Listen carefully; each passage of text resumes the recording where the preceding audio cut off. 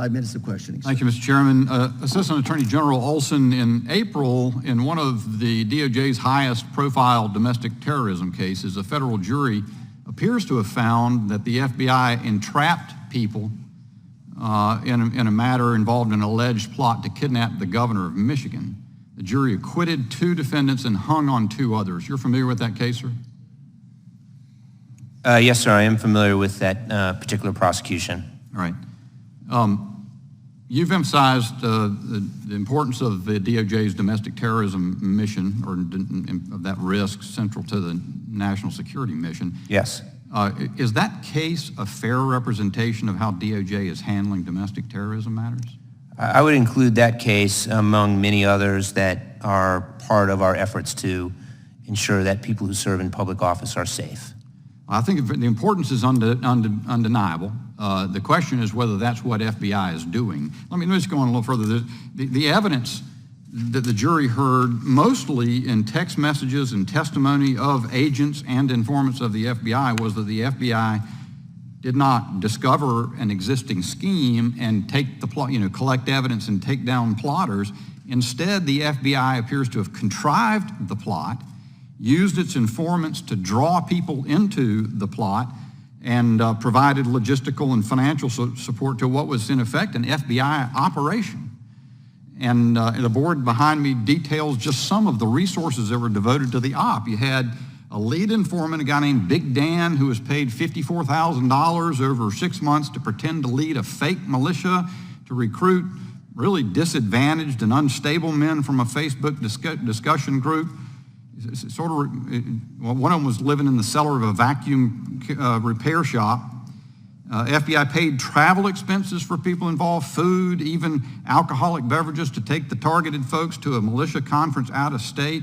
There were more than a dozen FBI informants involved in the process, undercover FBI agent, several of them, one of whom purported to teach how to make a bomb and used a bomb video produced by the FBI.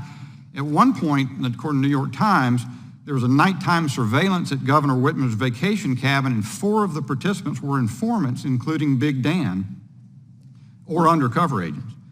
At one point, when the group was sort of falling apart in August 2020, the FBI handler congratulated Big Dan, said, quote, "Look at you, bringing people together." Now, he congratulated him for breathing new life into the plot. Not as well known, the same FBI agent, Jason Chambers, coached Big Dan in a parallel scheme to recruit folks into a contrived plot against former Virginia Governor Northam. And at one point he's asked by Big Dan how to couch the plan to one of the recruits, and Chambers wrote, quote, "Mission is to kill the governor," specifically. So that's the evidence I understand from the trial. Don't know that it's a complete sampling of it, Mr. Attorney General, but is that the kind of conduct that DOJ and FBI are engaged in pursuing domestic terrorism matters?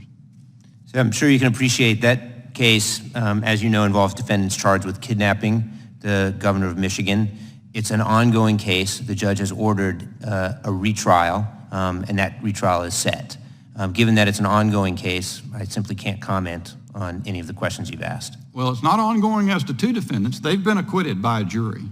I understand that DOJ has decided to retry 2 other defendants, but the evidence is what the evidence has been. That's been public. There's been media stories written about it across the ideological spectrum. It's not like this is some kind of right-wing notion.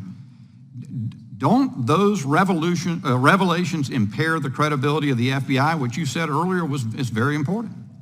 Again, that case the judge has ordered that case be retried. It's an ongoing matter, and I can't comment further.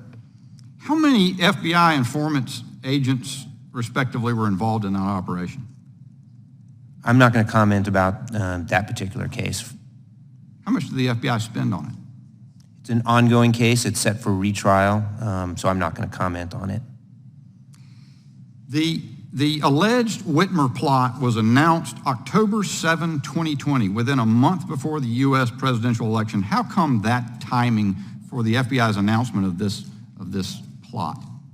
That's an ongoing case. I'm not going to comment on it. I can tell you that in every case, we follow the facts and the evidence and the law, and we do so without regard to politics or ideology. FBI's got a notorious history on exactly that kind of thing, and you have no comment about that exposure of that during the month before the presidential election, or the propriety of Gentleman's doing time has it. expired. The gentlewoman from Pennsylvania Let is him answer the recognized. question. Usually that's the practice, is he gets to answer the question that I've posed. Did you have a question? Yeah, I did ask a question. Okay, yes, you may answer the question. That's an ongoing case. It's set for a retrial. The judge has set it for a retrial, so I'm not going to comment further. Thank you. Now the gentleman's time has expired.